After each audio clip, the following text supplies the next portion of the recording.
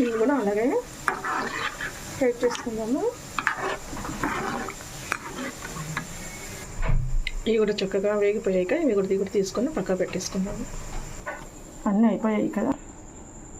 ఈ గులాబ్ జామున్ని పాకంలో వేసుకుందాము. గోరువెచ్చగా ఉన్నప్పుడే వేసుకోవాలండి, పాకం బాగా పడుతుంది.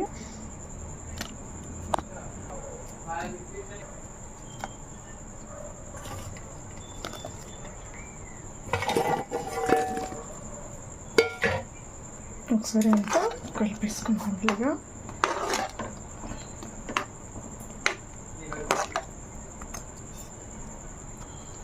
ఈ గులాబ్ జామున్ 2 hours అలాగే పెట్టేస్తే ఈ గులాబ్ జామున్లో పానకం అనేది చాలా లోపలికి చొచ్చుకుపోతుంది అన్నమాట.